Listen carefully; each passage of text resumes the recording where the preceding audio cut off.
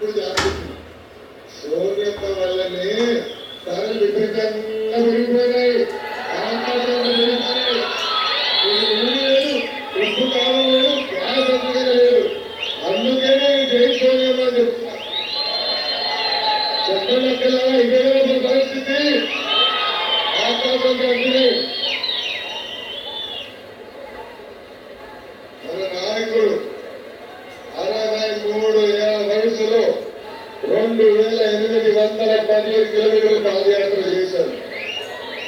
అక్కడ రైతన్న పడే ఇబ్బంది చూసి రైతన్న ఆత్మహత్యలతో మీ రుణాలు తీర్చే బాధ్యత తెలుగుదేశం పార్టీ తీసుకుంటుంది.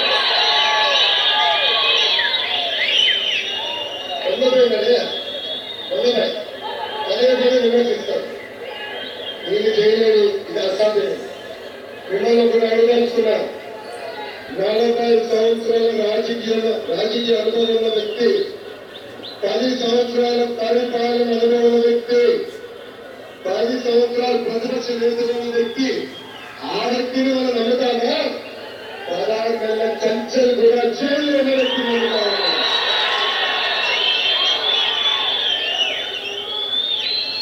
మాత్రంగా పిల్ల కాంగ్రెస్ ని కాపీ కాంగ్రెస్ అని పిలుస్తాం. మన నాయకుడు పాదయాత్ర మొదలుపెట్టారు. వారికి తెలియదు మన నాయకుడు ఉన్న ఉత్సాహం ఇది అవ్వదు, అసాధ్యం తిట్టారు. తర్వాత మన నాయకుడు స్పీడ్ చూసి మాకు షర్మిలాగే ఉంటామని చూస్తారు. మన నాయకుడు ఎక్కడ నచ్చా అంతా కలుస్తున్నాం. మనం మొదటిసారి మేనిఫెస్టో మనం రూపొందించాం.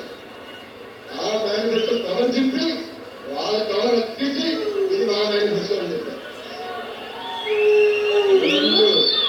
2 సంవత్సరాల ముందర మన నాయకుడు చెప్పారు డ్వాక్రా రుణాలు మాఫీ చేస్తారని. ఇప్పుడు తెలుసుకున్నారు దొంగపై పార్టీ.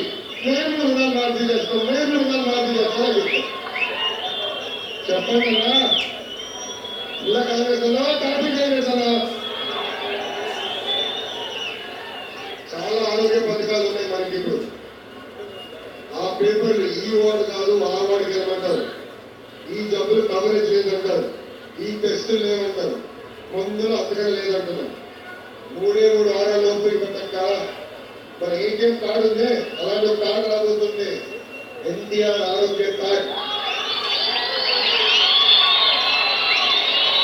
ఆ ఒక్క కార్డు వల్ల ప్రైవేట్ ఆసుపత్రికి వెళ్ళండి, గవర్నమెంట్ ఆసుపత్రికి వెళ్ళండి, ముందు దుకాణం వెళ్ళండి, మీ ఆరోగ్యం చూసుకునే బాధ్యత తెలుగుదేశం పార్టీ తీసుకుంటుంది. ఆ తాతన్నారు, అవ్వలున్నారు, ఓపిక పెట్టండి. 3 వారాల్లో చాలని 200 రూపాయల పెన్షన్ 1000 రూపాయలు చేసే బాధ్యత తెలుగుదేశం పార్టీ తీసుకుంటుంది.